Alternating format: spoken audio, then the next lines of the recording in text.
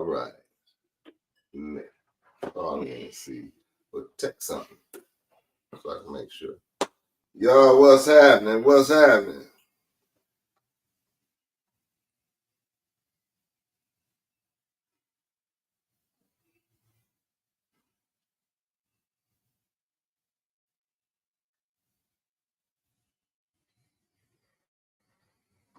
All right. Once again, you in the game room with the game members. This is Top Dog, and I'm your Capital Drive Capo. Sean, you gotta sit back and come over, man, or they can't see you. You already be on your own motion. Gang, so, and we're not gonna do it. We got a special guest tonight, so you really gotta be on your best behavior, bro. Man, you better. I don't know what you. I'm just saying, bro. It's called podcast etiquette. I don't know what it's called. It's podcast etiquette, bro. I tell you one thing. You gotta slide over some, bro. Okay, but I'm this close though. That's all I'm gonna say. That's close to what though? That's close to what though? You that close to what? You're not supposed to have that. No, did you text us? Did you speak? Yeah, you're not supposed to do that, bro. Well, it ain't up there. You gotta take that up with Facebook, Sean. Don't you see that? Well, let me see what you done did, man. Y'all know now I gotta work with Mickey, so y'all gotta cool out, man. Just So by me. Oh, here, go right here. No, that's I done did something. Okay, there you go. Yeah, maybe that was me. Yeah, maybe it was. But maybe, But anyway, man, we got a special guest, so you really gotta be on your best behavior. I'm gonna be on my best behavior, kind of. All right, so I'm gonna do the introduction, right? Because I've been practicing it. All right. So tonight, I want y'all to welcome my friend and brother. Y'all know him as Ed Henning, but I like to call him the hardest working person in Wisconsin, the legend himself, Mr. Grind Team, the CEO and president. He's a motivational speaker. He got a shoe company with a workbook, the only black-owned workbook company, trucking company, beauty salon. Man, y'all giving up for my dude, man. I call him Toby because I got a special relationship with him. But this is my brother, my friend, man, the legendary Mr. Ed Henning. Give it up for him, man. Give it up for him, man. Give it up for him. Give it up for him. Dog, man, it's always good to come down and chop up some heavy game with the gang members, man. Man, appreciate it. Appreciate it. Can't, solve a few problems and shine some light on some things. Yes, sir. Sure. Yes, sir. For sure. How you been, Mick? I've been good, bro. Good. You got some trees down this week? Yeah. Cut 4 down a day. 4 down a day? Yeah. I mean, you averaging a day? I try to average 6, but we had a breakdown. Some vehicle broke down. So. He was trying to say that he worked as hard as you did. I'm like,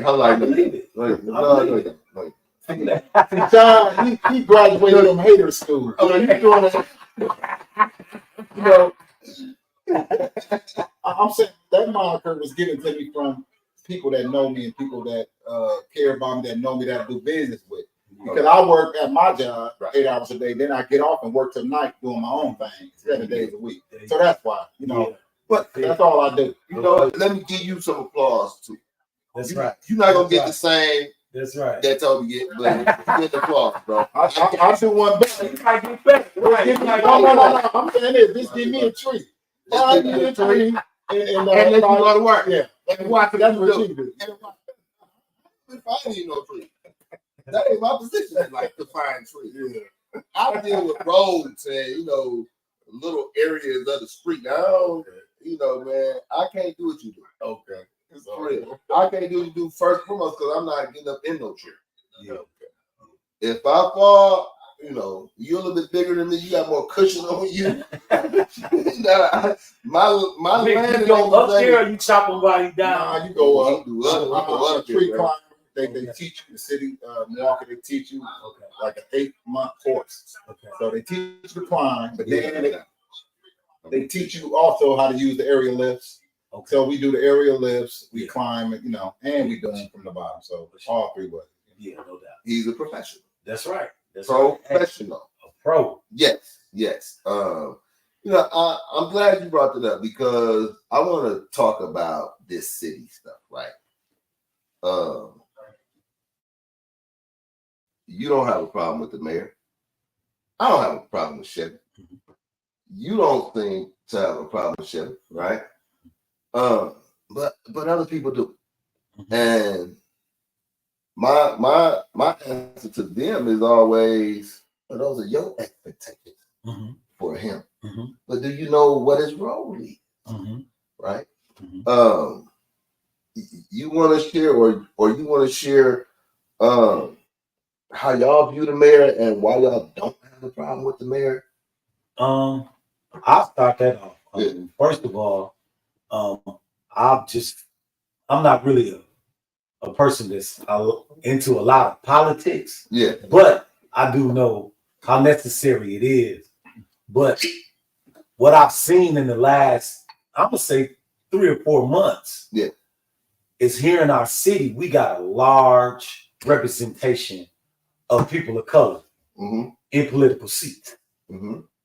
So when we sit back and we look at the cities like Los Angeles, like Atlanta, like Houston, like Charlotte and Raleigh, North Carolina, where you see a lot of progressive Black, brown, and people of color, they have a large contingency of people of color in those seats to pave the way. So when I noticed that, like I said, this is in the last 90 days, I said, you know what, we in position.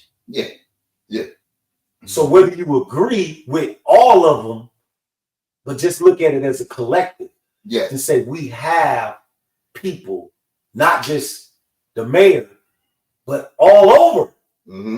The mayor, the aldermen, the everything, the senators, everything right now in our city is somebody of color, mainly.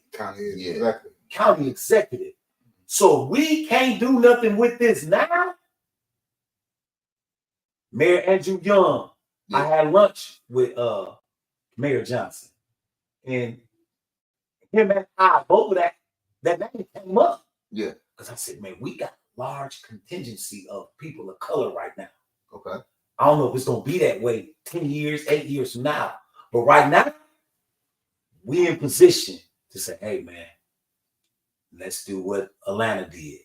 Let's do what LA do. Let's do what Houston do. And make sure people of color get a piece of the pie. So let me ask you this. You want to respond? No, that's and I just want to say the mayor's present. I see him, especially in city government. He always present on issues of snow or any issue. He's there. He always show up. So and because I'm not political either, but he's just present. So I don't have a problem with that. I know that there's a lot of people that riding, and it's like, well, he's not doing enough for us, right? And it becomes a Black thing. It becomes a Black thing, and I often say, well, he's not just mayor for the Black people, though. And a lot of the people that's complaining don't even vote. You know what I mean? I look at it as, okay, we do have a lot of us in leadership. And if we want them to listen to our ideas, right, maybe we need to change what we're doing. No doubt. Maybe we need to go about how we approach them differently. No doubt. Maybe we need to approach them with something, right? Instead of questioning, why you sound like that? Right. Why don't you talk Black? Right. What is talking about? I don't have a problem with who Chevy is. Right. No doubt. I know who Chevy is, though. No doubt. I don't expect Chevy to be my savior. You're the mayor of the city, which means you're the CEO of this city. Right. We have aldermen that are supposed to work with you to handle life issues of the residents. But your goal is, at least this is what I thought, and maybe I'm wrong. If I am, please correct me. But your goal is CEO. CEO is keep business going, right? And bring in business and make sure that the city is operating properly and managing the money and the finances. Yes. Am I right? Am I on the right path? Definitely. I think it's all a collective. You know, it's not a one-man show. Yeah. It's a collective. So all the way from the highest, which is the mayor in the city, all the way down to the kids. Yeah. So everybody has to play a part because, you know, like I know, we grew up in the A.O. Smith, Milwaukee. Yeah. We didn't grow up in this Milwaukee. No. The A.O. Smith, the Briggs and Stratton, the Harness Figure, Master Lock, Johnson Control. We grew up in a Milwaukee where the economy was good. Yeah. People from Chicago, people from Detroit, people from Tennessee, Mississippi. They all came up this way because Milwaukee had that economy. And we lost it. Those industries, manufacturers left. So we left to say, oh man, how do you fix this? How do you fix that? We got to bring the economy back. Yeah. Because you can't get high morals and low crime and poverty. That's not gonna happen. It don't even happen in biblical times. Right. Poverty is poverty. So therefore, when they say, well, how are we gonna deal with the health? How are we gonna deal with the safety? How are we gonna deal with education? It all starts with the economy. It all starts with the economy. You gotta have a budding economy to build anything on it. You can't go to the most impoverished communities anywhere in the world. You can go to Mexico. You can go to China. You can go to Russia. You can go to Argentina, Spain. Wherever there's poverty, there's crime, there's low morals, and high crime. So you don't even try to say, well, I'm gonna put a Band-Aid on this and this part of the world gonna be okay. No, it might be okay for a day or two, but poverty is poverty. Yes, sir. And I know that poverty is expensive. Yes. And not just expensive financially, but it's expensive stress-wise. It taxes the body. It taxes the mind. It taxes all of that. Poverty is very expensive. So if we're gonna start anywhere fixing this thing, we need A.O. Smith back. We need Briggs back. We need these millers to hire. You'll see a change. You'll see a huge, because we seen a huge change in the other direction. Yeah, when they left. Because as rough as we had it, it wasn't rough like this. Right. Because grandmama, mama, daddy, aunt, and them had a boat, a motorcycle that worked at A.O. Smith. We had some toys, didn't it? We had some hope. Yes, sir. Right down the street. Yeah. We can see the A.O. Smith guys, and it was sweet. We can't even see that now. Where the hope at? You know, I remember you going to school with your friends, and what you doing when you graduate? I'm working at I'm going to work my Monday at Allen Trump, right? Now it's what you doing when you graduate? Now I'm going to Houston. I'm going to die before I move out of the state. Get them out of here. You know, we got some more comments. Steve Burnside, what's happening, bro? He said, "Good evening, my brothers." Haircut Jones. What's up? I need a haircut too. Haircut Jones. What up? I need to find me a good barber, man. A great barber right there. I had to cut my beard off. Midwest legend. What it do? Thank y'all for joining us. So you had lunch with the mayor. I ain't had lunch with him yet. Okay. It was an honor. You know, you know, I got a different relationship with the dude, man. I've been knowing him for a long time. Okay. Before he was mayor, he was on before that, right? And he reminded me. He was like, "Sean, you remember you told me that I was gonna be mayor one day." Yeah. And before I even thought about it. Yeah. I said, "Yeah, man, I'm a bad dude, man. You need to realize that." Man, you know what I mean? I'm a bad dude. You need to realize that. Yeah. You don't know. I was trying to plug for a job. You know, let me read your fortune or something. I mean, you know, shit, we some real money around here. But if there was one thing that you could share with the mayor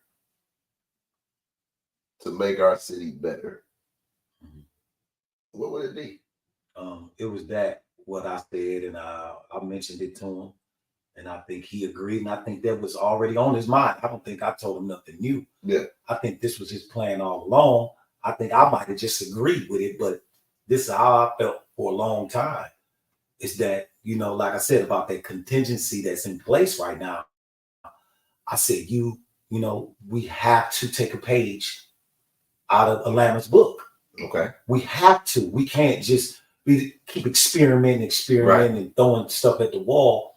We need to take a page out of these cities where it's already working. Where it's working. Yes, sir. You see, it's a blueprint in place.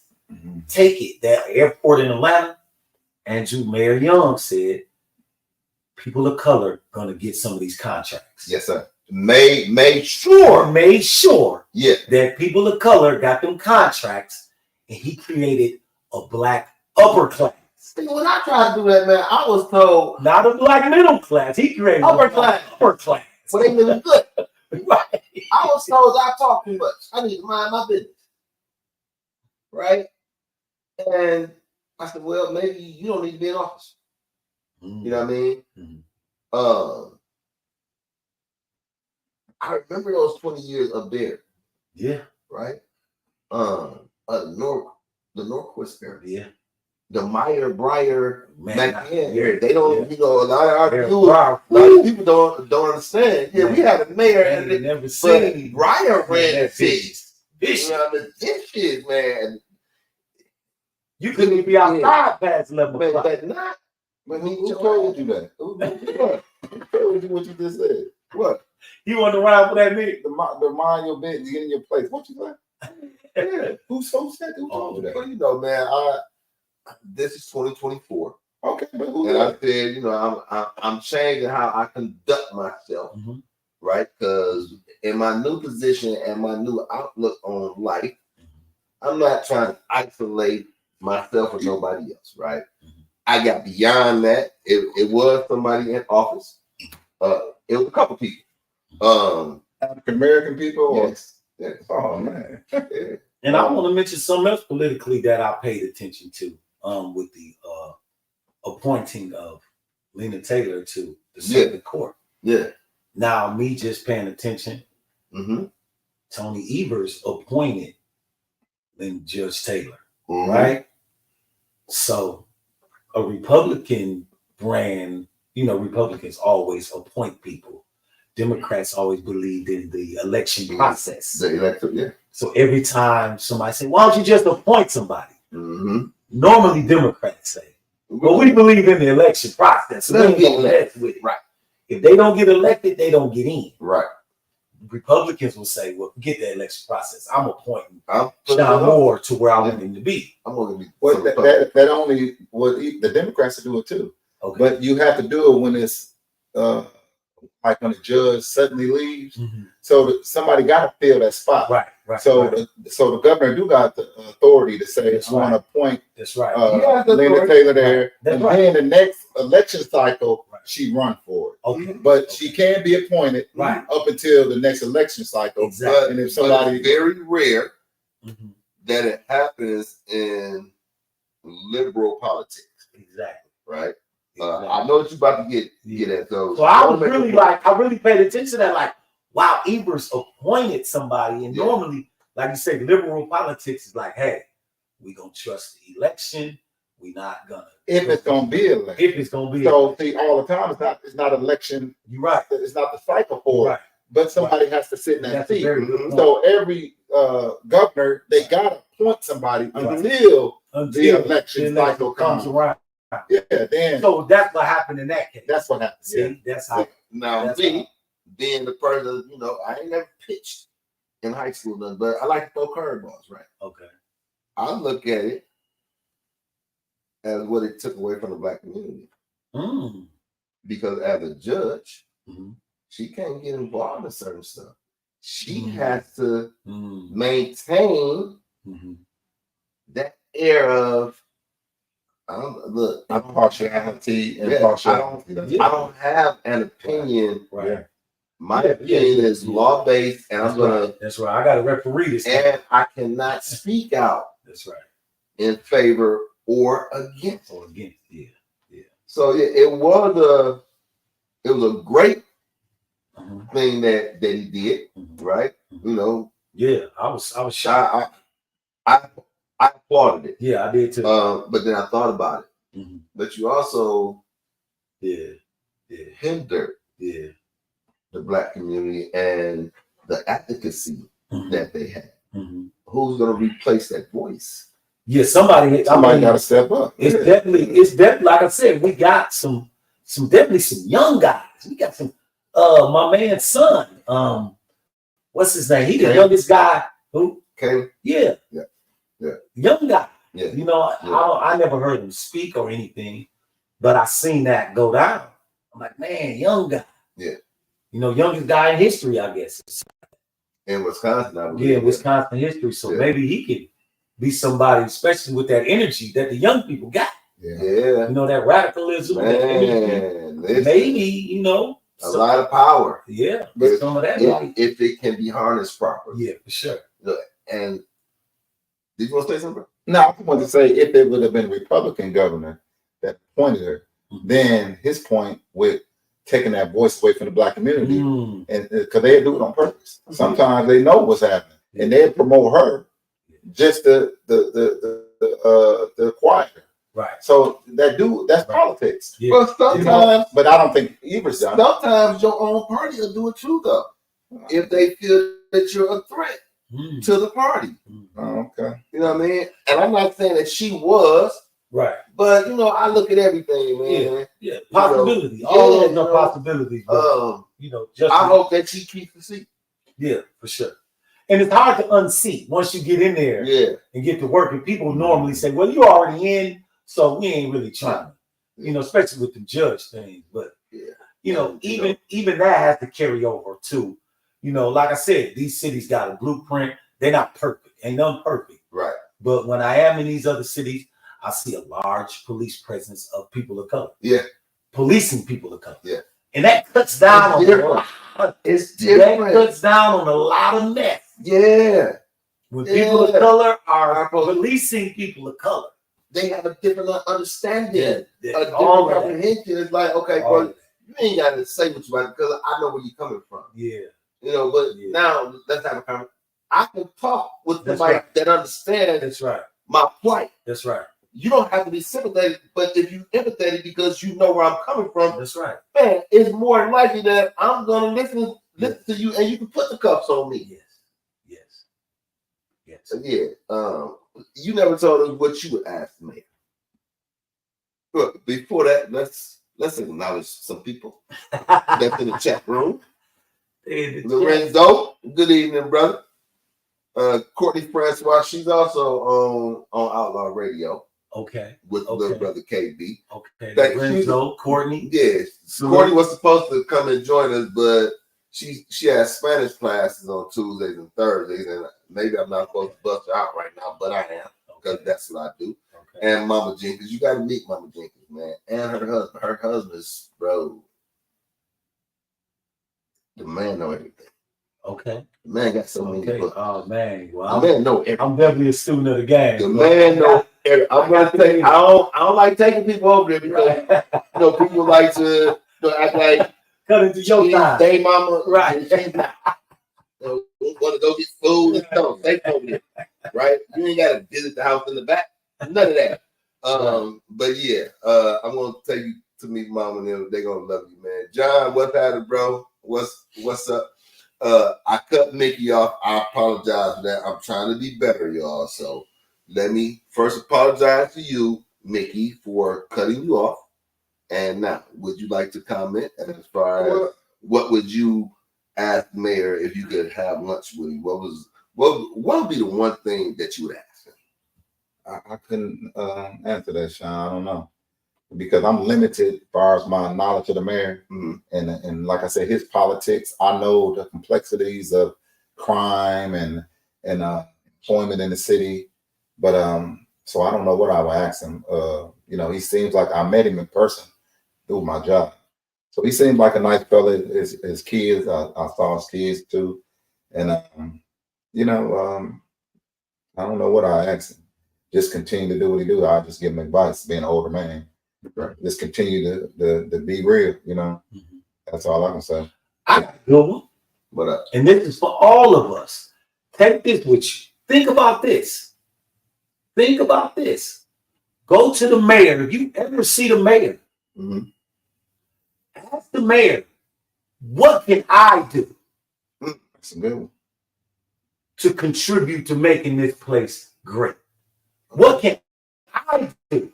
Not what I want you to do.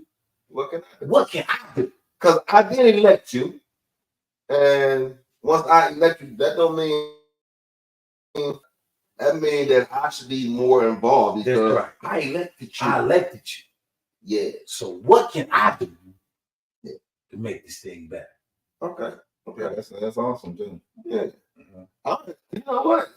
I don't even want to say what I was going to ask you because it's like, no, you know, you don't want to do that. You know what I mean? I ain't want to ask you nothing now, bro. But right. And you know, I believe I know the answer, but my question would be to answer some of the questions of people, right? And one would be why aren't you in the Black community more?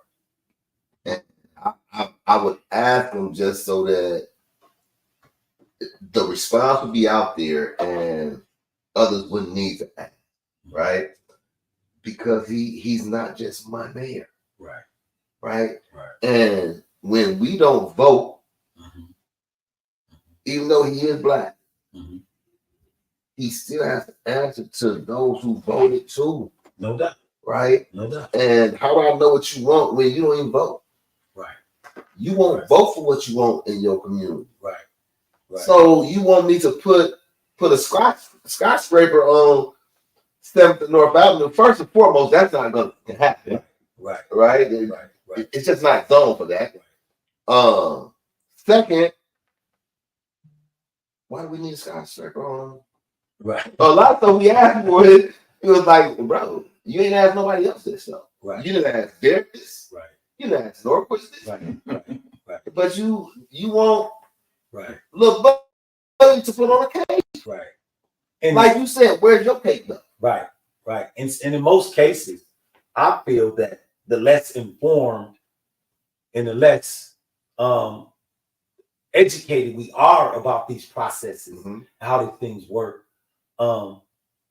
that's why we can't really make things move the pieces around the chessboard like we need to. Because our city, when it's a presidential election, we have a huge turnout. But when we have a local election, we have who cares? Very small turnout. Yeah. And that's due to the way we are informed about this process, due to the glamour and glitz of a presidential election. So should civics be a requirement again in school? Definitely. Starting from, that's what I was going to say, starting from our education, institutions and process, we got to do better in informing, our community that, hey, your mayor, your senators, your governors are more important than you than the president. Yes. But the president gets we sit in front of the TV and we get on the internet and the president get all of the publicity. Yeah. The president. Yeah. But if you take control of your local government and they're in place to do what you want them to do, it don't even matter who the president is because they so far up there, they won't be able to affect your community. Well, I think that's me and my brother talked about that today on my lunch break. And so that got something to do with we have to form or establish a lobby within our Black community to get people to sign up for this lobby and say, listen, we're going to vote our interests. Exactly. We can reach out to thousands of minority people in our community and say, listen, We probably whatever name you want, the super PACs, you know, all that's a lobby. Yeah. Well, I would like to make it a part of the Capitol Drive Collective. Well, however you want to say it, but that's what we need to do. Yeah. To say, listen, when it's any election cycle, when it's time to get out there and vote, if we like a particular candidate, let's go out and support him and get him in there. Yes. All the districts. So everybody got to be involved, and we have to say that. That's right. So we have to establish something. That's right. That's what we need to do. Well, I like to chime in because during my 5-year hiatus, that's what I'm calling it now, my 5-year hiatus, I did a lot of research and writing and developing stuff. And it just so happens I developed something for a Black PAC. I really did. Just think about how can we affect the system that affects us, right? You know what I mean? So are you gonna read the comments, bro? Yeah, I'm replying to one right now. So let me reply to this. See how you tricked me though? No, you gotta trick me though, bro. You caught me in the middle of replying to man, bro. And to do it in front of public, you know, in front of company. This is company, bro. Now you know, when the man came with us and he talked to me and treated me like this in front of company. Just Lorenzo does the same stuff though. Somebody said Sean just needs to calm down. That's Courtney Francois. Yes, calm down, bro. I'm commenting somebody that asked questions. Okay, but because I'm asking because I can no longer see the comments because they went up. Well, Josh Lowe asked a question. So let me see your phone, please. I'll read the questions. So let's hit the chat room up and get to some comments. Josh Lowe, much love back to you, bro. Nick already said it, but from me and from talking too much, from me and Ed, my cousin Derek Taylor, what up? You know what's up? Yeah, I seen that. Lorenzo said the president is really assigned to the military, not the people. You're right, Ed. That's what the public officials are for. Courtney Francois, we read your comments, and we're not going to read them again. I can do that. I know how KB feels. But not Sean needs to calm down. Darren Taylor, that's your cousin. He said, digging the show. Also, shout out to my cousin Toby. Y'all know him as, you know, the president and CEO. Get my phone back. Get my phone back. Hey, that's an uncomfortable feeling. Get my phone back. You see me talking, he don't know what I'm doing. I'm reading the comments and kind of replying to the people. But you talking, I can't interrupt you, bro. You talking. Uncomfortable though. On another man's phone is very uncomfortable. I don't know what's all you gotta say is let's read the comments. You know, I'm trying not to, you know, interrupt the conversation and whatever thoughts that we got going on. Going forward, we'll touch on that. We and even like this, like I said, touching on that, even from our youth, right? Just pouring into them more truth. Okay. You know, instead of following status quo. Like my people is dedicated to the news. Yes, sir. Like I don't watch the news. Yeah, I do. That's why a lot of information that you shared with me before the show, I'm just not hearing it because I don't watch the news. Yeah. I kind of feed myself positivity all day, every day. Like I can't watch negativity. You know, I know what's happening on the streets. Yeah. I lived in and done it. I don't know specifically what happened last night, but I know. But you know what? Right. You know what I'm saying? So I kind of steer from that. But I do want to say that with our youth, pouring into them the truth, saying, watch the mayor election. Don't worry about that president stuff. As much as you are paying attention to your mayor, you know, you should be paying attention to this more than you should be paying attention to that. Yes, sir. But Trump got headlines on top of headlines. Like even on the internet, I don't watch the news, but if I put on Facebook, it's Trump. If I put on Instagram, it's Trump. Trump is there. Party pop. He is there. Yes. You know, so constantly. That's the type of mentality that we gotta, you know, reverse. Is that, you know, man, we're paying too much attention to this. because that's what the media is feeding us. Yes, sir. Yes, sir. You know Yes, what I'm saying? Yeah. That's like putting the face on crime. That's just because the media feed it to us. Mm-hmm. Black man 24 hours a day committed a crime. Yeah. Well, really, we ain't the only ones. That's right. But that's what they feed us. It was just a white on white crime. I didn't cut it. Right, cut it. I was watching it. I said, "Oh shit, white on white crime." I wonder how they gonna push this out, right? But that ain't the only white on white. It's always white on white. It's always white. They just don't show it. You have to demonize somebody, right? And so they choose to demonize black people. But it's white. It's more white crime than black crime. It's just crime in our communities against each other. That's right. But it's because it's more white than blacks. So it got to be more white crime than black crime. That's right. So that's just how it goes. But yeah, it's a sad state. But I want to speak on what Darren Taylor said. Speaking on Master Lock, he said they're moving to Mexico, and I didn't know that. He was working there too. Oh, he was working there. Yeah, he was an employee for Master. Oh wow! I hope they give him that's the last Friday. Oh really? Yeah. Did you get that stuff? Some I don't know what it was. We spoke on it briefly. We ain't talked long, but yeah, he said that that was his last day Friday. He was out of here, man. Did they pay him or what? Some. I don't know. Maybe Darren, if you watching, still watching, did they pay y'all severance pay or anything when they shut it down? Yeah, see if he chimed in. I know the one candidate, he was also an employee there. Okay. And I'm not. We know what it feels like. Oh yeah, he said, "Oh yeah." Oh yeah, they pay. So that's what they do. They do pay him. Yeah. But still, if you got 20 years into something, right? Even though they pay you, still that was 20 years of your life. That's know. Yeah. So, how does that work with pensions and stuff though? Since they left, right? It's over. I've been an entrepreneur, man. I've been out here winging it. I understand. Yeah. I think that's why they pay you, but I'm not sure. But I think that's why they give you severance. They just pay you off. Be entrepreneur. We still need more entrepreneurs. Yes, we do. I believe in this, especially us. I know y'all are older than me. I'm 52. Yeah, you were just a little bit older. I'm 57. So. Okay. So I'm 43. Right, that's right. 43. I'm 43. Stand on that. 43. So I know this is that we are the creators of culture. Yes, sir. Now we became the consumers of culture. Mm-hmm.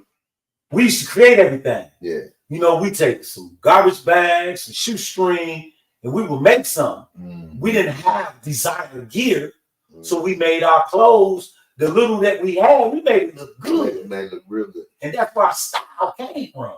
Yeah. We made go-karts. Yeah. We put bicycles together, especially in our hood. Man, we put bikes together. We was the creators of culture. Yeah. So now our music, our food, we created food because we didn't have access to the most prime cut meats and vegetables. We was able to pick the vegetables, but we couldn't eat them. Right.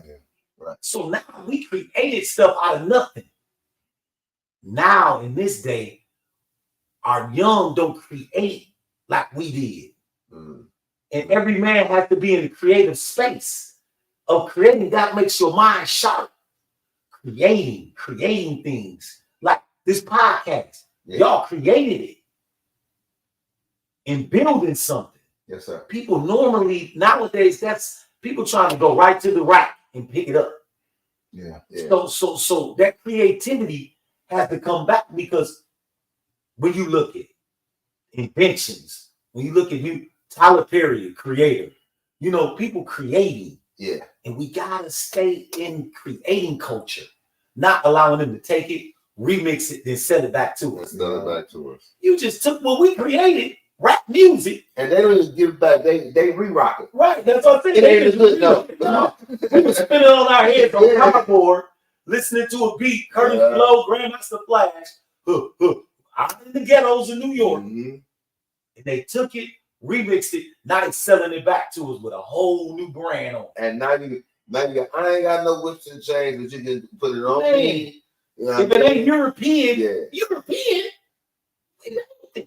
Yeah. But not European. Gucci, Louis, You know, we like stuff like that too, but that's just the pandering of our culture to say, you got all the resources. We create some at the bottom. You come in with the resources and pimp it and pander it because we don't have the resources. So you can come in with $1 million and take something and turn it into $1 billion. Right. Because we don't have the same resources. And the ones that have been able to persevere and hold on, the Master P's, Jay-Z's, you see where they at, the Tyler Perry's, you see where they went because they held on to the culture. Yes, sir. They didn't sell it. And it's hard not to sell it. Yeah, because I got purpose. Yeah. And if somebody offer me 30 million, I might have to sell it. Kids, I got great kids.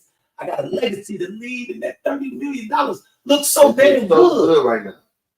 But 5 years from now, it's gonna be 300 million. I'm thinking the same thing. And I ain't gonna. And then you can be like, bro, I know you just organizing.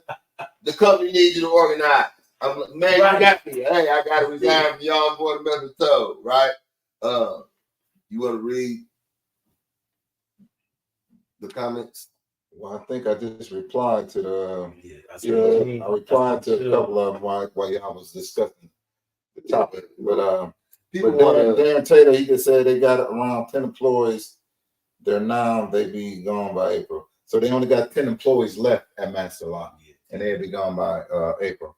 Well, hopefully they get that same payout that you, and I'm sure there is, that the union fought for you guys. You know, Darren. You know, that's what we're gonna hope for. But have you found anything? Have you found another job? What was he saying about the union? And what they helped him for? He said the union helped them negotiate the payout. Okay. So what up, Chuck? So Darren, did you find another job, or it's too early right now? So, yeah, man, creating and having the capacity to create, right? Mm-hmm. Having the capacity to own. So that's my thing. Especially with me trying to develop this collective, right? I see the open spaces and what we can put up in there. Yeah. But how do we grow from 20 or 21st capital to, okay, this is now a true collective, and it stretches from 30th to 20th, and it's all Black owned, and it's all co-opted with the community, so that the money is constantly circulating, right? When the buildings that are being occupied right now are being occupied by people that may be similar to us, but they're not us. They don't come from where we come from. They don't have our values. Right. They don't understand our culture, but they exploit us on every level. Right. That's my fight right now, as far as retaking and rebuilding and re-owning. Right. So, bro, if we can go back so that you can read the comments to the audience, you know, so that other audience members and those that Joshua said, man, try to get out of town and get your head fresh. I wonder what he mean by that. He got out of town. So that's my coworker. He used to work with me, and he was in apprenticeship for the city of Milwaukee. He did that, arboriculture, arbors, but he moved to Madison. Okay. So that's what he did. Okay. He moved out of town now, and another big boss actually moved out of town too. So he in Madison. Okay. So the big boss running Madison's. Very liberal too. Yeah. So, okay. So so that's why he said that. But and one thing I always like to say, man, like I do, you know, like you said, we owe a debt from doing so much damage to the community, you know, in our younger day. You know, definitely me making some decisions and choices that I made. It almost took me all the way out. Yes, sir. But coming back, you know, an apology, I'm sorry, and going back and doing the same thing ain't a real apology. That's manipulation. Mm-hmm. So your apology come in the change. Okay. That's a true apology, making a change. Yeah. So in making that change and trying to turn this thing around, you know, not just in my life, but to see other people turn it around too. Yeah. You know, I love to see the young guys, you know, that I walk in the room and they really got their heads down. And they just don't believe in themselves. They just feel like, man, it's over. Yeah. You know, and then by the end of an hour session, 2-hour session, you see some light. Yes, sir. You know, because they need consistency, but you see some light to say, you know what, I can do this. Mm-hmm. Now they need to continue to feed that, because whatever beast you feed gonna get stronger. Yes, sir. But Yes, sir. that's success for me. Okay. Is to see somebody say, you know what, man, I can do it. Because when I was in serving time, I think some big men, 6'2", 6'3", 6'4", 6'5", pumping iron, you know, banging, doing what they do, doing time, gelling. Yeah. But broken.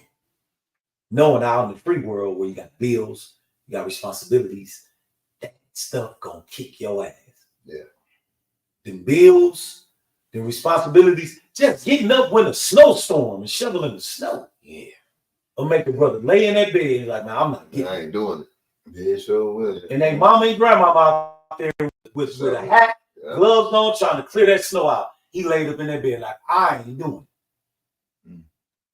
So that brokenness, that brokenness is like, that hurts me to see, oh, brother, you got this. No, I don't. You got it, brother. No, I don't. Well, I got to go because I don't want that to come into me. Yeah. Because I want to stay motivated. I want to stay on the grind. I want to stay positive. So it's a balancing act. I want to see you make it. Because when I go in there to the kids, I let them know you're not going to like me. Right. Because anybody that pushes somebody to be great, you don't like them. Yeah. But you're going to thank me later. Yes, sir. Yes, sir. Because I didn't let you ruin your life. I didn't let you lose. That's what I'm about, man. I can't sit back and just watch you lose. You're going to lose that way. I promise you. Yes, sir. I know some people a lot sharper, smarter, and better at that than you. You're not going to last. Not going to win. You can't barely spell your name. You think you're going to be cold out here in this game? Yeah. You're not going to make it. You're not going to make it. That takes me to the grind team, man. You know, the equalizer. Right? The grind. You know, we look at, I look at grind, I'm on my hustle. Yeah. I'm getting it. That's where it all comes from. I might have on the same stuff 3-4 days. That's right. I'm in a spot. Sacrifice. I got peanut butter and jelly. Sacrifice. You know what I mean? But I'm on a mission. I gotta go. I gotta meet my quota. Okay. Yeah. So, tell them what the grind means to you. The grind is the catalyst. It's the epicenter of my entire last 27 years. Mm. I was sitting in the county jail, man, facing the rest of my life. After about a week before having a conversation with you, and we talked about that. Yeah. But I'm sitting in there and I'm facing the rest of my life, man. And I just said, if I get a second chance, I won't need a third. And a lot of people heard me say that. But what they didn't hear was me say that if I get that second chance, I'm giving it all I got. Yeah. I'm giving it everything I got. Because my life hanging in the balance. So you know how we make promises when we feeling that pain and that pressure. Yeah. We make some promises, then when that pain and pressure gone, right. we revert back. Yeah. I was able to hold on to that promise. So I'm give it everything I got. So from those, I end up getting 40 years. I served 20. During that 20 years, I gave it everything I got. And I was able to see results. Okay. Even before I came home, I was seeing my life change. I was seeing some successes. I was like, man, I got my barber license. Yeah. And I gave it everything I had. And then I took auto detailing, gave it everything I had. Best guys detailing cars. I took culinary class. Yeah. And it was just like the light bulb went on, like I could have been did this stuff. But I was doubting myself. And I wasn't giving it my all. I was giving it 50%, giving it 70%, some things. But then I looked over my life. I said, everything I gave my all to, I got it. I made that happen, whether it was good, bad, or indifferent. Whatever I gave my everything to, and then I looked at other people's lives. I said, everything you give your all to, you make it happens. It happens. So from that day on, man, I've been giving everything I got. If I'm gonna be a speaker, I'm coming in there and I'm giving it my all. If I'm gonna drive trucks, I'm gonna give it my all. So that's where the grind comes from, man. Giving it everything you got. And I promise you, you won't lose. You can't. If you give it 100% every single day, wake up and give it your all. Yeah. You can't. You can't lose. There's no competition. So that's the formula. The Mamba, Kobe called it the Mamba mentality. Mamba mentality. Ain't nobody It's know how the to same thing. I am getting up every day, and while you partying, while you chasing the females, while you doing this, I'm on my grind because I'm giving the NBA everything I got, and watch what it get back to me. So don't give 50% expecting 100 in return. You only giving 50. Only way you can complain if you giving it your all and you ain't getting that back, keep going. Right. Keep going. It just ain't your time yet. Yeah. You can't fail. You can't. I don't even believe in failure. I believe in quitters. Yeah. You can't fail. Yeah. If you continue to give it your all, oh man, it ain't happening by a month. Well, I quit. I think we was raised with them. Only thing to beat a failure is to try, man. That's it. You know? So yeah. Excuse me, I want to read a comment from your cousin, Darren Taylor. He said this, Mickey, why is it that our people are scared to make changes? They're used to doing something but scared to make changes. And that's true. Mm-hmm. People scared to change. Yeah. A lot of people are. Yeah. You know, even when we was in. Yeah. And when they said you comfortable in your, your room, your cell, whatever. Yeah. And they say, well, we finna move you here, or That's right. That's right. It disrupts your whole world. That's right. Because you're used Once to you this. get settled in. Yeah, you settled in. But then when it's time to change and go somewhere else, it disrupts your whole world. Yeah. But he's totally right about that. And I can comment on that too. Because though, it's human nature. And you got to understand human psychology. It's not our people, it's any person. Any person. Yeah. And once you get a person going one way, it's hard to change direction because it's psychological. It's the psychological effects is you've been writing with your right hand your whole life. Let somebody tell you to write with your left hand. That's what change is. Man, forget that. I'm going back to my right hand. Because the left hand, I'm going to have to concentrate. I'm going to have to think. And that's called the subconscious. If somebody say, write your name, you subconsciously grab it with your dominant hand and write it. Yeah. You don't do no thinking. You can just grab it and write it. Because you've been doing it so long. You're comfortable, you're settled in, you've been doing this. But as soon as they say put it in your offhand, now you start thinking. Nobody wants to live thinking about this thing. We want to live without thinking. Change takes effort.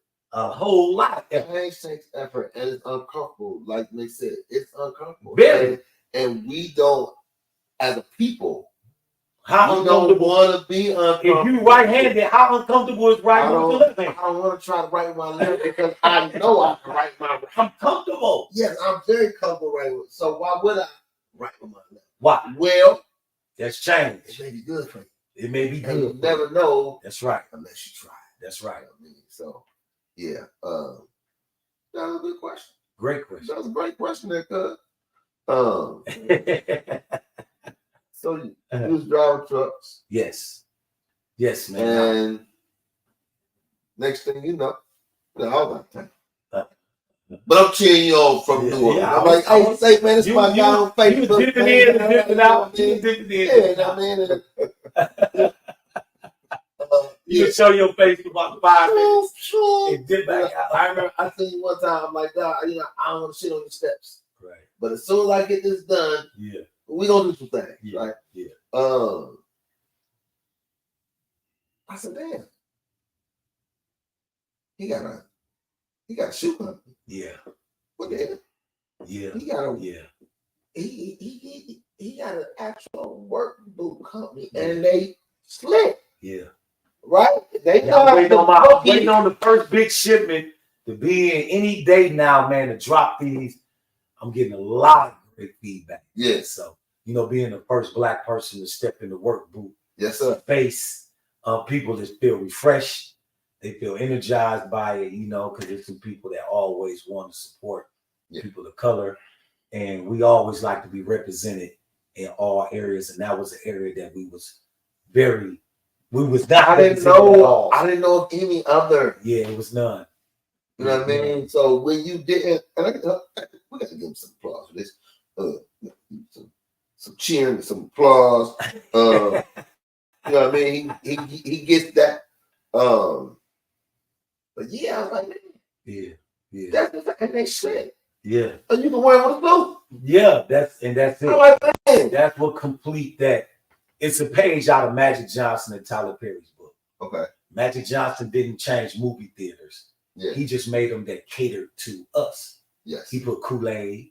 He put sweet potato pie. Yeah. And then he allowed you to talk to the screen while the movie was playing. Yeah. So no usher didn't come and say, Sean, be quiet. Be quiet. He let you, man, get out of there, man. Yeah. You know what I'm saying? Yeah. So that's how Magic was. Then Tyler Perry, you know, he didn't go to Hollywood. He brought stories that we would want to hear. Yeah. Medea. Yeah. Everybody got Medea. Everybody. You know what I'm saying? Everybody. I got Medea. I got a couple aunties. You know what I'm saying? Hate talking. So that's what I said. I said, you know what? I can't reinvent the work boot because, you know, the work boot is the work boot. Right. But what I can do is make a work boot that fits us. And then what I found on my journey of learning in the footwear business, women. I got some major companies on deck to become their footwear supplier. Okay. And in my first meeting with a major company here in Milwaukee, a woman walked in the room and said, I'm so glad you're here. And she grabbed my boots and she said, now see, we can wear these. Damn. This stuff that everybody else we've been getting, we can't wear them. Yeah. Yeah. And he said, man, 35% of our staff is females and they love your boots. So are they steel toe, composite toe? I got composite toe. I got Kevlar midsole. I was just about to talk about that. I got waterproof. Okay. I got, you know, and that's just the year and change I've been in the game. Because first I thought everything was steel toe. Yeah. Nah. But I learned, I learned I wear composite. You wear composite because they get cold. They don't get as cold as steel in the wintertime, right? They're lighter material. Yeah. So I learned all of this in the year I've been in the game because I sold hair. When I had my barbershop and beauty salon, I was selling the weave out the barbershop. Yeah. And the weave, I had to research to learn what I was selling. Exactly. So the same thing happened with shoes. First it was get work boots. My work boots ain't nothing to get. But then once I started researching, I was like, man, there's way more to it than the novice. The rookie don't know that, but you've been in the game. So you know the difference between all of these things, the pros and cons of each one. And I had to learn that over this year. Yeah. So if you haven't thought about it, I'm letting you have this. Okay. What the pink boots at? So here's the deal. I've been getting a lot of calls about that. So that's in the workings right now. I don't want to move too fast. Okay. But what I got now is versatile enough to go either way. Yeah. So I'm working that angle right now. And, you know, I don't have the same resources and budget of a Timberland or Red Wing Catch yet. Yeah. Right. So I'm working with what Ed got, and we got some really nice. Yeah, you do. But we got some even nicer coming down after this wave right here. But we always working. But yeah, the ladies have reached out. So y'all can reach out to me. Purple. Put your request in. And I want to say one more thing about that, if you don't mind. Okay. So know the difference also, because you know the city of Milwaukee, we get vouchers. Yeah, Bruce has been calling me. So, but we only can wear boots with 8 inches. 8 inches. So know the difference, because a lot of companies, it all depends on what you do for a living. That's right. They don't accept ones that's like tennis shoes. That's right. Even though that's still work boots. Right. That's right. They have to be 8 inches. That's right. So focus on that too, because like I said, we get vouchers every year, $130. That's right. And we go to Boot Connection, you know, these other places. But that'd be something nice for you right there, you know. So yeah, this I haven't seen the boots yet. Right. But I do got a boot voucher coming, so I'm just saying. Okay. So yeah, Sure. yeah. I gotta see what's real happening. nice ones. They 8 inches. You got a brick and mortar shop. Right. I had them at Bayshore, but that closed. I was over there with Dr. Gladney. Yeah. Her spot, her collective that she had over there, and it was working out pretty good, but it closed. Now, as I get these suppliers and become a supplier for these companies, the pickup spot will be Nick Avani's. Okay. In Mayfair Mall. That's my girl's business. Okay. So she sell men's clothes. I go up in there sometimes. So, you know, I done, me and my sons, I got 4. You ain't getting nothing for free, man. He can't I don't want nothing for for free. Let me just say that right now. I don't want I've nothing. been quiet too long. Now I'm about to snap. But let her know, man, that you know it's about a young man, right? I want to bring her out because, like I tell my sons, yeah, you know, yeah, you gotta dress. you do. For success sometimes. That's right. That's right. And as a young black man in Milwaukee, your image is already tarnished before they even meet you. That's right. Right? And when you walk in there, like I was so proud of my son when I seen him cut his hair. Yeah. And he looked like a young man. Who? Who's one? Shane. You know what I mean? And he's like, Pops, I heard you though. Yeah. You know what I mean? And Nick Avani has a nice selection of clothes, man. Yeah. And they're not knocking your head off. You know, they not knocking your head. They always got deals. I heard one. You buy one, get another for a penny. For a penny, yeah. You can't. You can go in there and buy a fur coat for $4,000 to get another fur coat for a penny. Yeah. Yeah. Wow. Real talk. It ain't free. Yeah. But it's a penny. It's a penny. Right? That's right. You guy want to buy one. Hey man, let me give you half on let it. me give you and half. let me get one. That's right. Right? $4,000 coat, you pay 2, I pay 2. We both got one. We both got one. You know what I mean? That's right. That's what's up, bro. That's what's up. I'm glad that you do have a pickup place that's already associated with with the men. Yeah. With the you know what I mean? Yeah, I like that. Yeah. So what we was talking about was the grind, right? Yes, sir. And I don't want to make this, I want to lose this in the conversation. Is that the grind has helped me, like I just was talking to you and Mick about just then. I didn't know nothing about how extensive work groups were. Yeah. But guess what? My grind sustained me until I learned. Yes, sir. The grind has always been able to equalize everything. Like a guy might be more talented than you. Yes, sir. But if his grind ain't like yours, you're going to get it. Somebody may be smarter than you, but if their grind ain't like yours, I got it. You got it. Yeah. So that's always been the equalizer. It's made up of things that I don't know. Yes, sir. The grind is made up of mistakes that I've made. Because I go so hard that when I make a mistake, I can recover fast because I'm going. Yeah. So I can learn from it and recover from it quickly because I ain't laying down. Yes, sir. You know, so these type of things are only crucial to a quitter. You know, when you on your grind, people can't discourage you as easily. Yes, sir. You see what I'm saying? So you can say discouraging words only hurt somebody that's not on their grind. A hustler gonna keep on hustling. Gonna keep on going. Yes, sir. Matter of fact, you gonna make me go harder by saying that negative stuff. Keep talking like that. You gonna make me prove you wrong. Yeah. So what I be trying to, the message that I always want to give to the youth, say, man, listen, it's one thing that you need to do. And I know these other things is hard for you. One thing you can't do is be lazy. Yes, sir. You cannot be lazy. Yeah. That one thing you just can't overcome lazy. You can overcome. It's a lot of successful people. Floyd Mayweather, they say he's not very articulate, can't read and do all that stuff. But look, he got that ring, and he dedicated his life to boxing. Yeah. And look what boxing gave him in return. Yeah. So you can be successful without a lot of these things, without talent. But you can't be successful being lazy. That's right. You can't some drive. Exactly. You gotta add a drive. And you know what I'm saying? Yeah. So and that's what I learned. So I said, you know what, man? I came home, I watched people on them cell phones like this, and I said, I'm never gonna get distracted like that, man.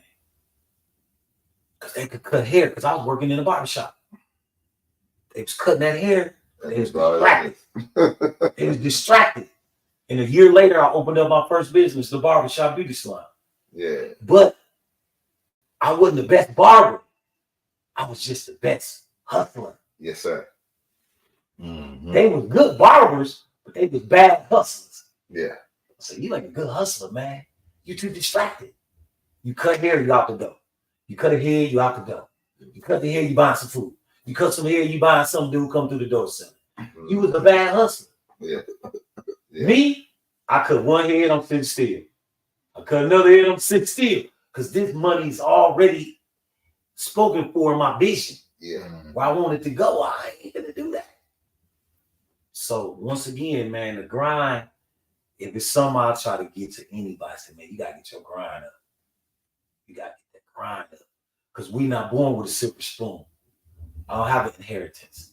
Not even the bronze. Right, not even the bronze. Yeah. So the only way you're gonna overcome this impoverished thing, this poverty, this lack, is you're gonna have to grind for a minute. Not forever, because you're gonna elevate. Then you're gonna be able to hire people to do what you do now. Yeah. But right now, we got to grind right now. One day the boot company is gonna be a CEO with big debt, and he's gonna be sitting in a room. But right now, Ed got to grind. Man, thank you, Ed, for that. Your cousin got one more question. It's for Sean. He says, Sean, I got a question for you. Is it better to start a business with friends or people just you cool with? I look at friends a little bit differently, I believe, than other people, right? My friends are my family. My friends are my family. And if I can't trust my family, then it's an issue. I don't have a lot of friends. I don't. I work with a lot of people. Cool with a lot of people.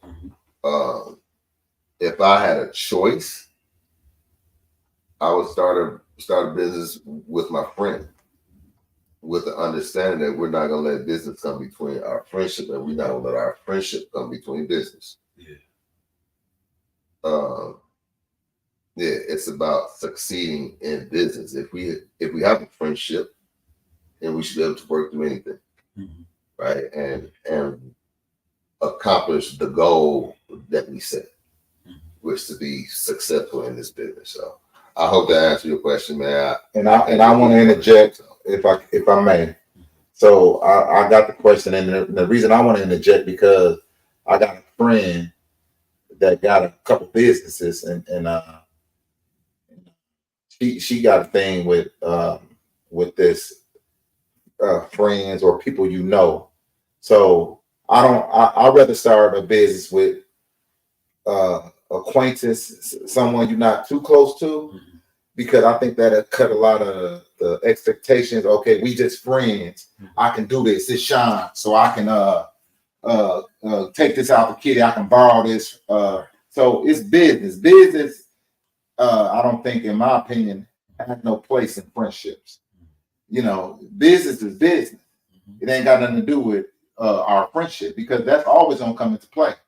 We friends. We friends, man. How could but it's business. So I would rather not hire people I know in my business.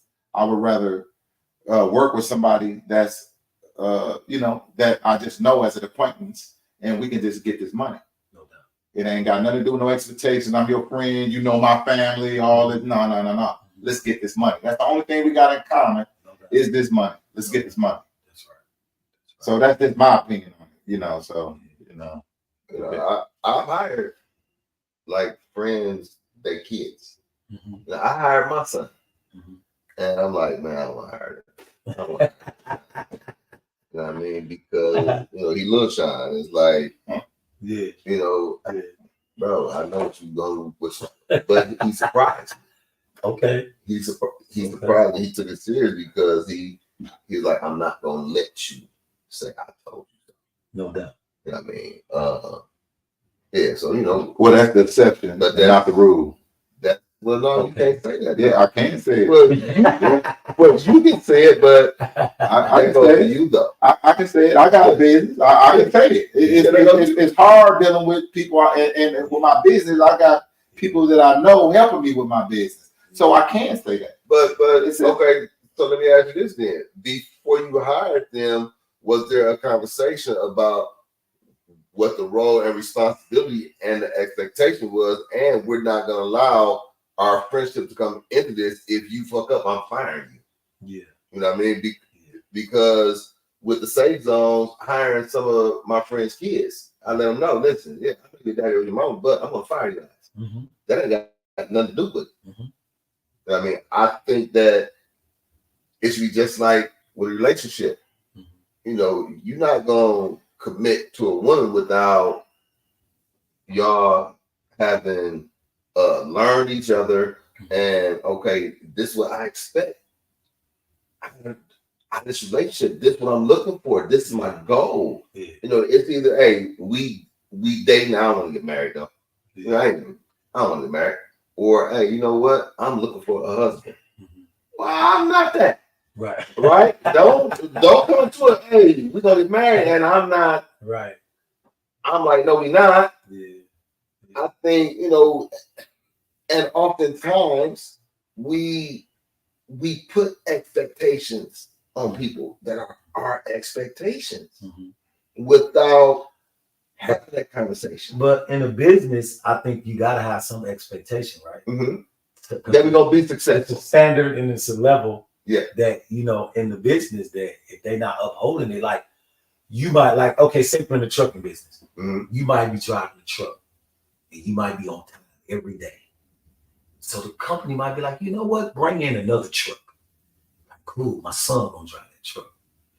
So they wanted you to bring in another truck because you already set the precedent and the standard. And Sean is always here on time. He do his routes. He said, we want you to bring in another truck. It's like, cool, that's more bread. But your son don't come in and be on time every time. You like, son, you gotta be here on time because I done already set the stage. They love me. Exactly. And that's what I'm saying. And then your son not there on time. Because you want to put your son on route early. Yeah. He ain't getting it done. And they like, don't your son how many chances are you gonna get? It depends. Sometimes Yeah. giving them one chance. Bro. This is your reprimand. Next time I'm suspending you. Right. Little child, if you do it again, bro, I'm firing you. Right. And that's how it goes. And that's how I gotta go in business too. That's right. That's how I got it. So you able to remove the daddy hat. You got to remove. And that's rare. You got to though. Yeah, you have to. If that's the route you're gonna take. But most people, like Mick is saying, man, I rather just deal with a stranger. That way I got emotional tie. That's right. So if I gotta let him go, ain't no emotion, bro. Mm-hmm. You out, player. You out of here. Where my son, like, and then like I ain't gonna speak on my case, but you might get a call from son, mama. Well, he ain't working. You know what I'm saying? Mm-hmm. If you dealing with a stranger and you fire a stranger, his mama, nobody can call you. He just fired. But with you firing your son, mama might call. Grandmama might call. And that might say, but they might change the dynamic. It might change the dynamic of the father and son relationship. Some people would take that as a slap in the face. Yeah. So it's all kind of stuff. I'm not saying not to put your son on. Of course, uplift your son. I'm not saying that. Right. But I'm saying it's a dangerous precedent to do that, man. It's get your business established. Hire a stranger first. And son, get it established. Yeah. What about cuz? What about bro? What about homie we grew up with? Now it's like, damn, man. Now Sean fired me, man. Yeah. Sean fired me, man. But I'm not gonna go into. I'm not gonna go. And you might have a valid reason, but when I see Mick though, Mick, Sean fired me, man. He on the bullshit. Fired me on some bullshit. Right? I'm not gonna go into You know how that's business going down. without having a conversation, right? Without setting some rules, man. Listen, man. If I be here at 6 and we open at 8, I know you can be here at 6:30, bro. And then don't let me come in 5 minutes late. And Mick came in 5 minutes late, but you ain't say nothing to me. You said That's gonna be a problem. I'm not doing that. I'm Sean said something to me. Yeah, He didn't say nothing to me. Yeah, we're not doing that. No, It's but hard. It's hard. Teresa. Yeah, that's my cousin. Down in Nashville. What's up, family? She said, what you say, business is business. That is standard, detached from emotions, deal with strangers. Yep. Yep. She running a daycare center down in Nashville, doing her thing. Yep. And people hurt you, man. People you know will hurt your business. I'm talking from experience. Yeah. That's something I know. I'm not just talking. I'm talking about people that got businesses going through this stuff right now. So it's hard, Sean. It's not you can. I understand what you're saying, but and I'm not saying that what you saying is not valid. Some young guy, right? Yeah, but I'm changing. Man. What is the? He said, "Come to my restaurant and soak a deep chicken." Yeah, okay. I don't know what that is. What That's are you talking about? I think you get somebody trolling. He a bug. Yeah. But no, you know what though? Thank you, because if you got time to troll us, that means we doing something That's right. So I appreciate it. Right. Tell your friends, tell your troll friends, they can come on too, because you actually helping us. I don't want you blocked. I don't want you stopped. Keep on commenting. I feel like easy right now. All publicity is good publicity. That's right. So thank you, Chang, Chong, Ching, whatever your name is. Yep, that too. Right. I'm not even reading your comments. I'm not doing that. Other people can. Yeah, you know, everybody has their opinion. You know what I mean, and we're not gonna always agree. But yeah, what it do, bro?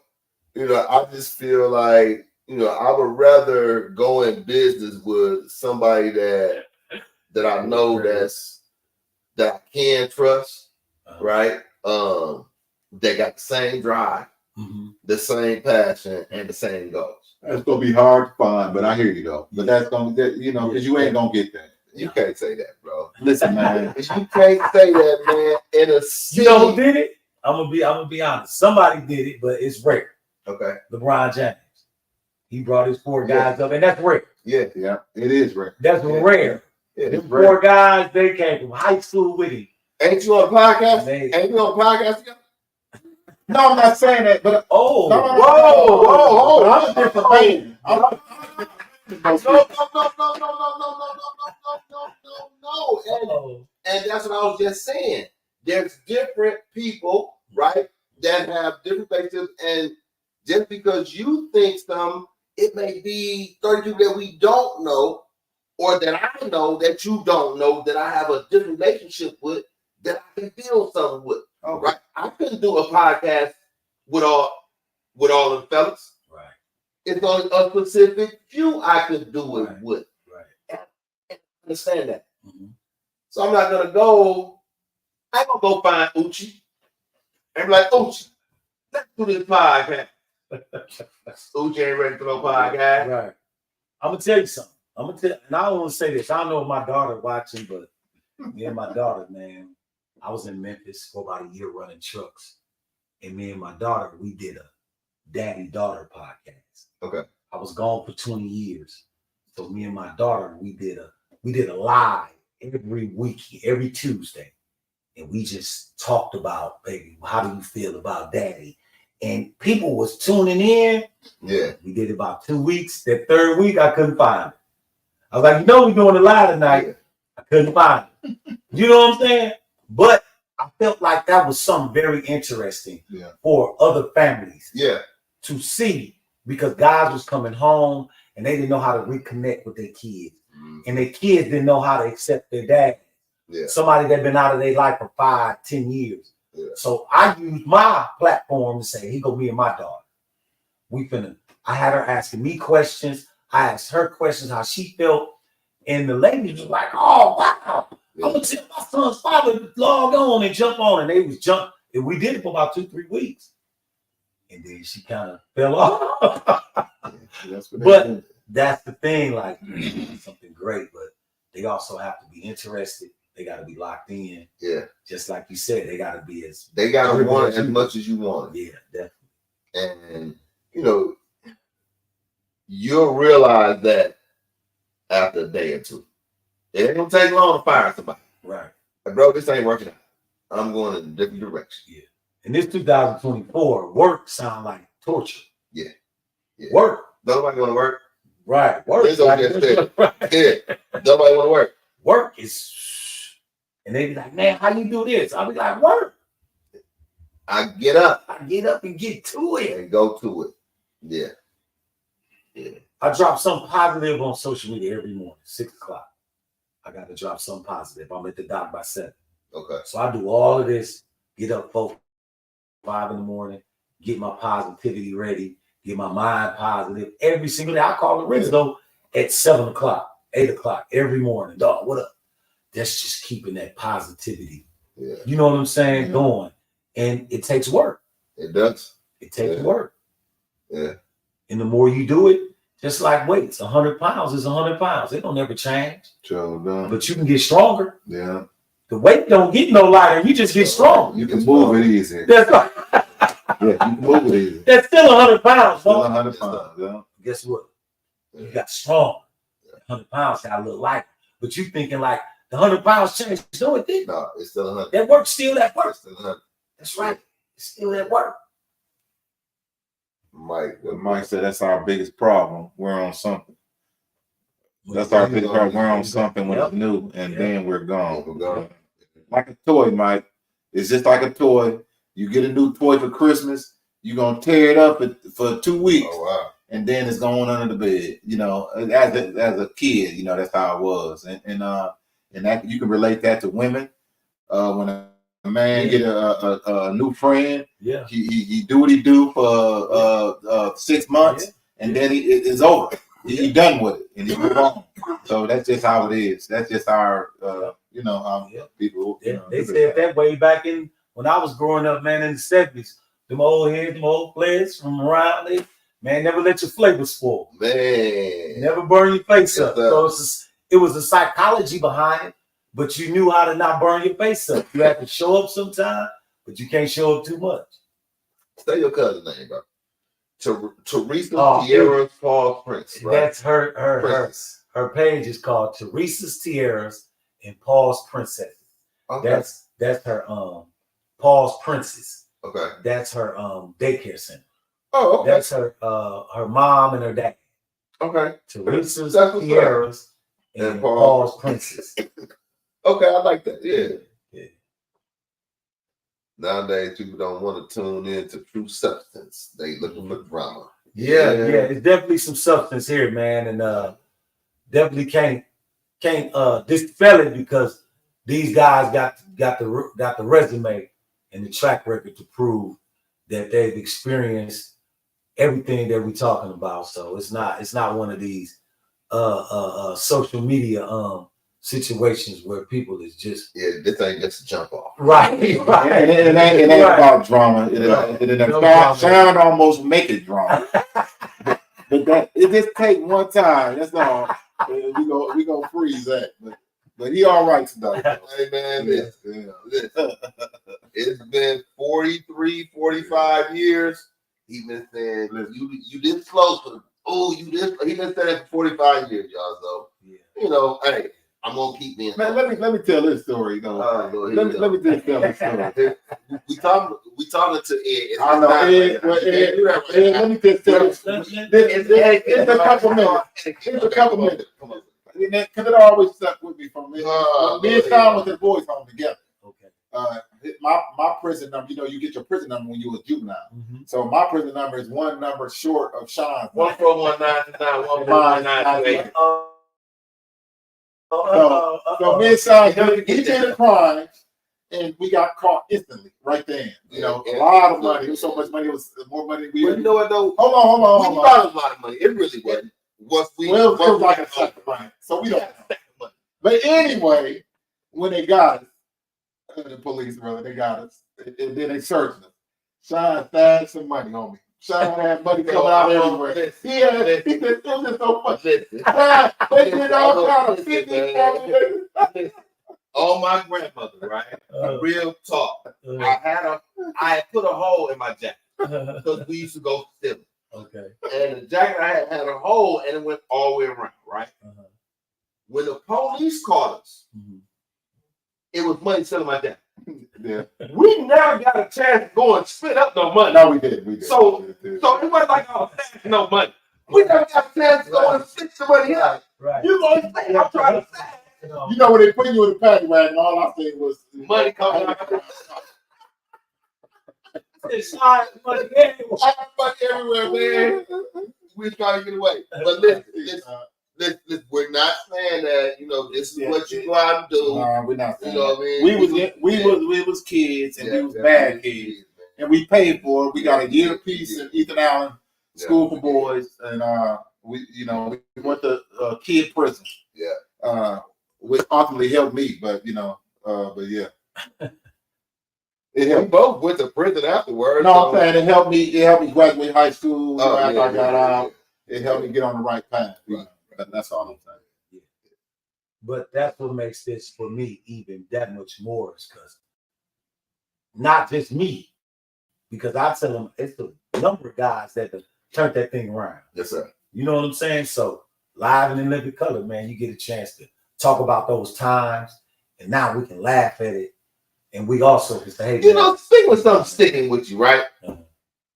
This ain't about you. Okay. This ain't about you.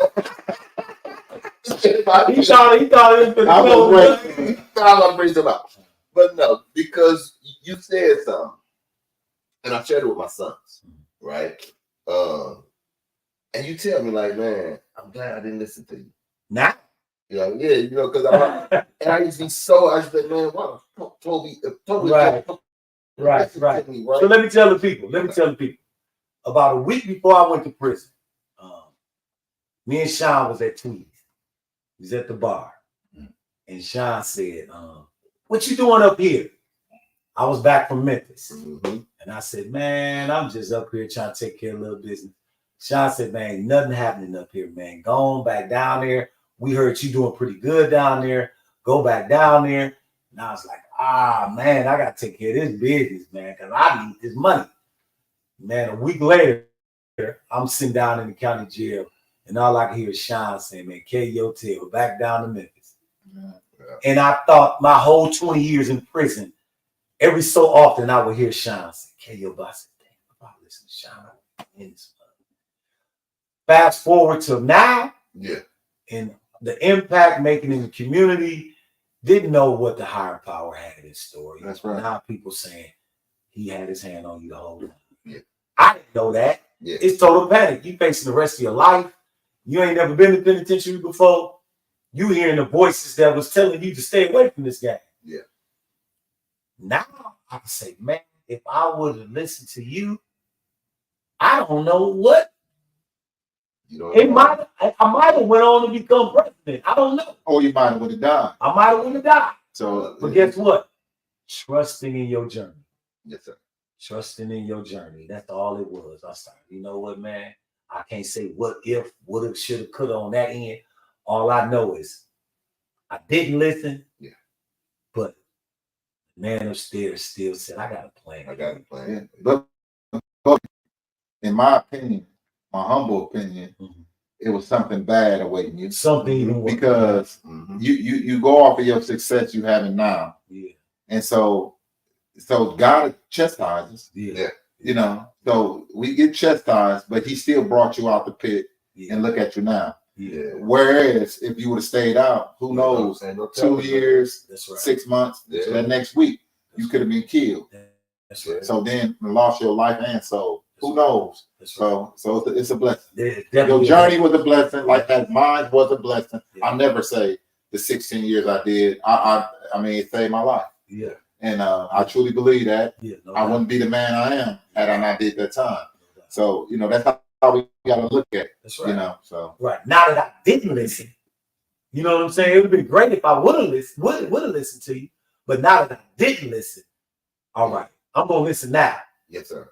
You know what I'm saying? I didn't listen then, but I'm going to listen now. Yes, sir. So there you go. And, you know, I you know, when you first said, I was like, what? Yeah. This nigga went a little crazy too. Right. But that's, you know what? Yeah. I understand it because people told me the same thing. Yeah. If you would have did that last bit, Right. you may be doing the like bit right now because Right. of this, right? Yeah. And I like, damn, I probably would have been. Right. So it was best I went in, Yeah. right? And like you said, I went in like, ain't no more. That's right.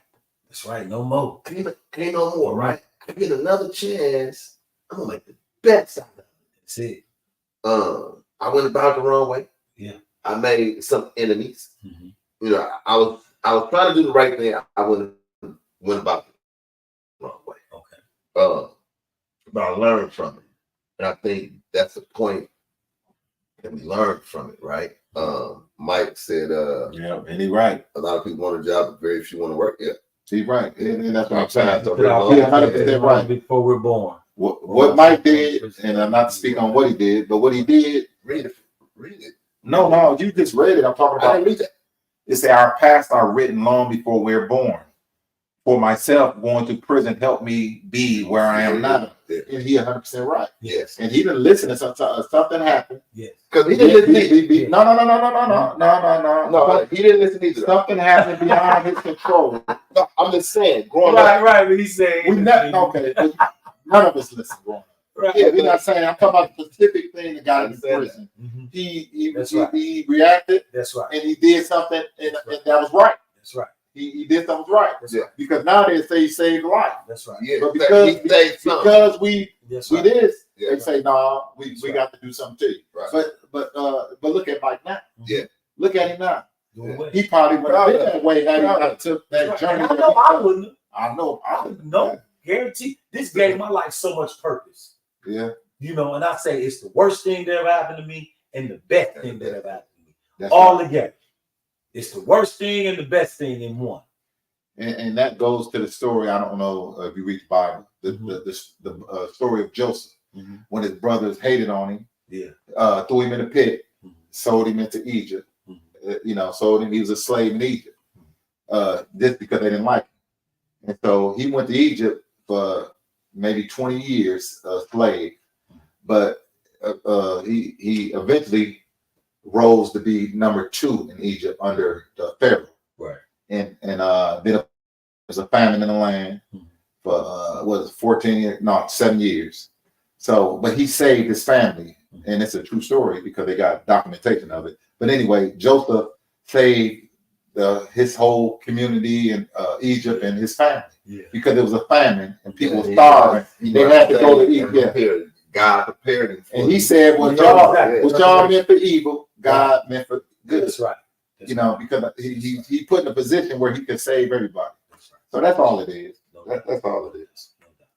Well, man, it's all good. Man. Listen, man.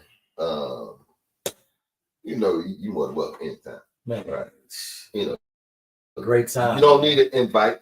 Yeah. It's only a few people that don't need an invite. Right. And this ain't my house. Right. No, right. But still. Yeah. You look, bro, man. And if nobody ever tell you, we proud of you, bro. Yeah, for sure. You know what I mean? For real. You said you came out stomping. Yeah, man. And I know other people, that when they speak about motivational people and successful people and people that they want their kids to pattern themselves after, they they mention your name. Yeah. Right. And I can take pride in that, bro. Yeah. I do, because I'll be like, man, hold on, man. I remember that thing, you know what I mean? I didn't come out. That's my little dude. That's my brother, right? Yeah. And it goes for everybody that we come up with and took those chances and make the most out of them. Mm-hmm. You know, we may not see you and tell you all the time, but y'all, man, we really are. And you know, man, that stuck with me. Yeah, your whole bit. You're like, damn, man. Yeah. You know what I mean? But to see what you've done. Yeah. With that chance, right? No doubt. No doubt. I wouldn't take it back. Yeah.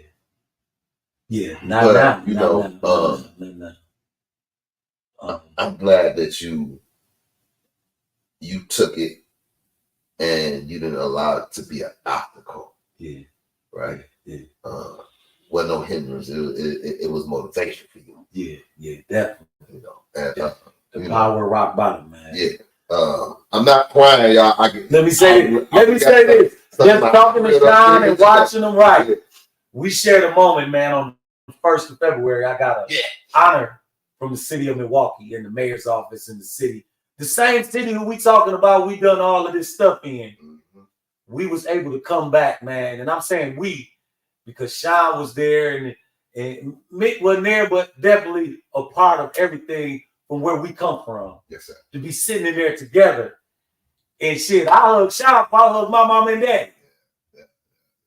And we both was in there, and it was like we shared in that moment because it was like unbelievable for me. I know how I felt. Mm-hmm. You know what I'm saying? It was like, man, you know, to 23rd and Capitol. You know what I'm saying? Yeah. Benjamin Franklin, all that stuff, man, and that stuff, we serious about that stuff. Yes, sir. That's not that's a community. You know, this ain't no gang stuff. This is a real community. Right. This is man. This is family. You know, this is so much part of my DNA.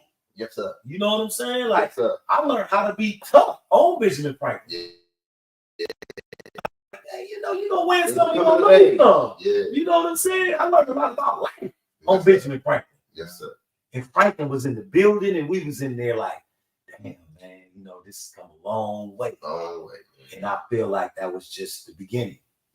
And you know, I might have embarrassed him a little bit because I was in there yelling, man. And, you know, I didn't even realize I was that loud until other people told me, like, you was really proud. I was like, yeah, man. You know, y'all don't know, man, very what we been through, where we come from, man. That's right. You know. That's right. Yeah, I'm proud of my dude, man. Yeah. Shit, hell yeah, I'm proud of a lot of the standards that I carried with me, because I needed to make changes, but some stuff I needed to hold on to. Yes, sir. And there was some standards that developed on 23rd and Capitol, on Benjamin Franklin, that I knew that, oh no, I got to hold on to this. Yeah. This is everything didn't need to go. Right. Right. It was some loopholes in the game, but it was some things that I needed to keep. Yeah. You know what I'm saying? I think it was some stuff that we learned on Franklin that we needed to keep. Exactly. And we still carry it. Still carry it. We still carry it. That's in the DNA, man. That ain't going nowhere. Yes, sir. Yes, sir. You know what I'm saying? Yeah, man. It's been a ball. We're told, let me just read this from Renzo. He said, Acts told to talk about people being in prison now out there. Yeah. Me and Lorenzo talk about this all the time. And Lorenzo, you know, my family drinking his tea like 90 going north, and they love it. And he changes some lives with that stuff. So, big shout out to you, Renzo. We're gonna have him back. We're gonna have him back. But I like to tell people this. I went to prison physically June 11th, 1996. Yeah. But I was in prison way before that. Yes, sir. My mind, my mindset, my thought process, my perspective on life, I was already locked up. And I didn't realize that till I got there physically. And when I walked in, I said, damn, man, I've been here. Wow. I've been here. So the reverse effect was people be like, you did 20 years. I got out October 18, 2016. My body got out. Yeah. But I was free. way A long time. I was free, man. I ain't really do a day. Yes, sir. My body did. Yeah. But the day I walked in there, I freed myself. Okay. From all of the things that was holding me back. The voices that was saying I couldn't do it. Yeah. You got to be in the game. What else you don't do? You know what I'm saying? The times when I just didn't do what I said I was gonna do. Yeah. All of these type of things that was holding me back. Those prisons.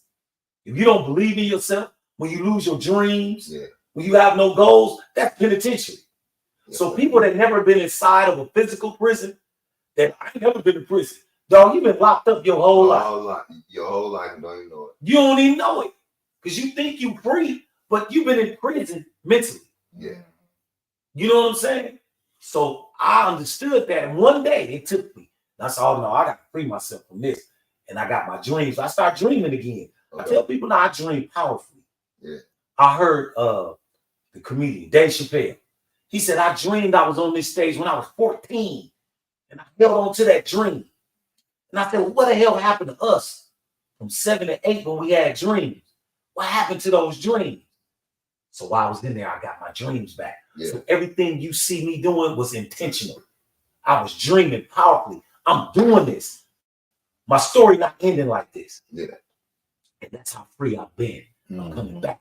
I'm coming back. I read Mandela.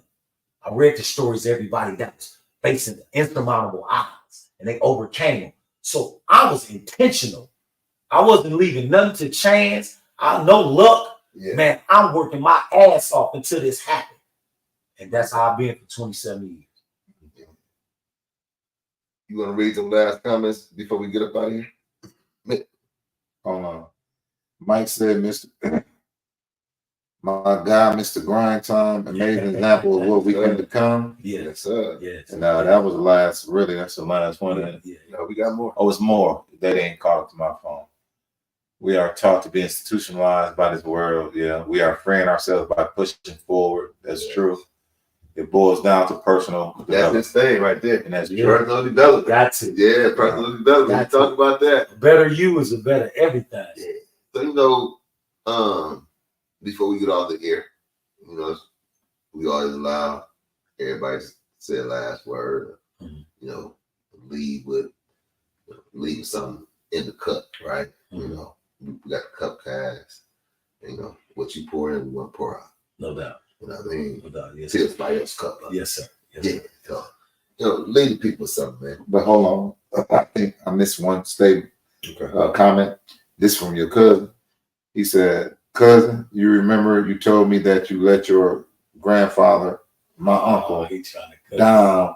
Cousin, he looking down with a smile. He definitely proud of you. Yeah. So going on that, then you just ended with that. Yes, sir. Yeah, man. He know how to. He just always trying to get me with that one. My granddaddy was very. My mama, my granddaddy, my grandmama, my pops. They all, man. My auntie told me one day recently, and I never looked at it like this because I grew up in my grandparents' house on 23rd. My mom and daddy lived on 27th, right on Capitol. So I was, I had the privilege of having both people influence my life. My granddaddy was the main influence, but I can't discredit my grandmama, my mama, and my pops, my step-pops, whatever. But definitely was highly influential in my life. And I got back to those principles when I hit rock bottom. But one thing that I do want people to walk away from any of this conversation tonight, is just you have to get your confidence back. And what I mean by confidence, you got to have something money can't buy. You can't go to the rack. You can't go to the store, the car lot, and buy this. This has to be built. And you have to take some time to build your inner strength, your belief in yourself. And that comes by doing. When you ride a bike, you fall down, you get up. You get back on it. You get back on it. You're doing so much, next you're confident that you can start riding that bike. You could pop a wheelie. You could jump around. But it all comes from doing. You can't sit on the couch and build confidence. You got to get out here and you got to do it. And the more you do it, the more confidence you build. So I need you guys to build some confidence. You need to build some character. You need to build some standards. All building. You can't buy this stuff. It's no store in the world where you're going to go buy some confidence. That's all turtle wax. When it rains, that shit don't wear off. You need some real confidence. It's never too late. 15 years old, 5 years old, 55 years old. It's never too late to build from within. All of this, what you watch tonight, is from the inside. This from the inside out. So get yourself something on the inside. Get yourself something on the inside. And that's why you can have a podcast like this. You can come on and you can really give a person something that they're not really getting on a day-to-day basis, because what they're getting is all from the outside. It all can be bought. It all can be found somewhere. But this right here, you got to build it from the inside. So take the time out, build yourself up, have some real confidence, some real character, and some real inner strength, and you become unstoppable in this world. Yes, sir. Top Disney. Okay. I want to leave with saying this. Regardless what happened to us in this world, be it prison, be it illness, be it paraplegic, it's not the end. This man did 20 years, came out strong, and I mean, he's just doing awesome. As they say, better than most people did that didn't go to prison. I did 16. I think I'm holding my own. I'm humble. Great. And I just thank God for the time that I was away. And so whatever you go through, don't never think it's the end. It's not the end. Because God got a plan for you. As long as you do right by God, He's going to do right by you. That's what. So, I normally close it out. Tonight we talked a lot about change and the concept of change and the formula to change, right? As Black men, we face a lot of obstacles, and we often look at those obstacles and we place the blame for those obstacles on others. But tonight you had the privilege of learning something tonight. And if you didn't learn anything, I hope that you learned this. Sometimes you can be your biggest obstacle. And it's because you're comfortable where you're at. Everybody don't get second chances. But every day you wake up, you have an opportunity to do it over, to get better, to try it again. Don't take for granted today and think, hey, tomorrow I can make it happen. We were lucky. We were really blessed. Man. We had a lot of people praying for us. Mm-hmm. Unfortunately, we don't have a lot of those prayer warriors no more. But what we do have, and what you have, is the will to change, the capacity to be better tomorrow than you were today if God gives you that chance. Don't take life for granted. Don't think anything is going to be given to you. It's go time, baby. And it's time to grind. Yes, sir. I mean, if you want it, ain't nothing stopping you but you. That's it. You got 3 examples here, man. If you want it, go get it. Right. It's go time, baby. Go time. Love you, man. Appreciate you. All right. Till the next time. Thanks for having me, y'all. Oh, for sure. You know that. Family. It's the top dog. It's the living legend himself. Mr. Grind Time. And I'm the Capital Drive Capo, man. Appreciate y'all. Thank y'all for spending some of your precious moments with us. We appreciate it. Your time is invaluable, and you chose to spend it with us. That's right. And we thank you. Till next time, man. Y'all know what it is. You know, we all copy. So we gonna holler. Peace. Peace. Peace. That was that, man. Till next time. Hey, as always, man. You know, as always, man. Appreciate just being around you, man. Appreciate just being around you, bro.